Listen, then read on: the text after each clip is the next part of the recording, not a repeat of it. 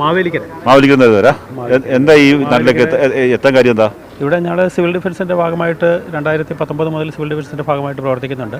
ഇതുപോലുള്ള ദുരന്ത മേഖലകളിൽ അതുപോലെ റെസ്ക്യൂ ആവശ്യമുള്ള സ്ഥലങ്ങളിലെല്ലാം ഫയർ ആൻഡ് റെസ്ക്യൂ സർവീസിൻ്റെ നിർദ്ദേശം അനുസരിച്ച് നമ്മൾ എത്തുകയും വേണ്ടുന്ന റെസ്ക്യൂ ദുരന്ത നിവാരണ പ്രവർത്തനങ്ങളൊക്കെ ഏറ്റെടുക്കുകയും ചെയ്യുന്നുണ്ട്.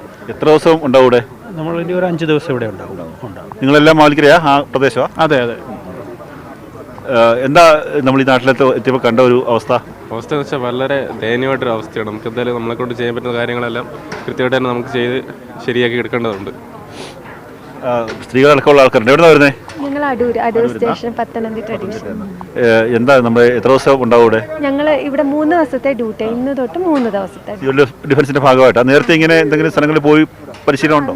നമ്മുടെ അടുത്തൊക്കെ പ്രളയമൊക്കെ വന്ന സമയത്തൊക്കെ പോയിട്ടുണ്ട്. ബ്രഹ്മപുരത്ത് പോയ ആൾക്കാരുണ്ട്.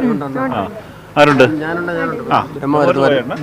ബ്രഹ്മപുരത്ത് പോയി ഒരു ദിവസം ഡ്യൂട്ടി. എന്തായിരുന്നു എക്സ്പീരിയൻസ്? അനുഭവം എല്ലായിടത്തും വളരെ ഭീകരാവസ്ഥയിലുള്ള കാര്യങ്ങളായിരുന്നു. അപ്പം ഏതോ നാട്? പോന്നി, പത്തനംതിട്ട പോന്നി.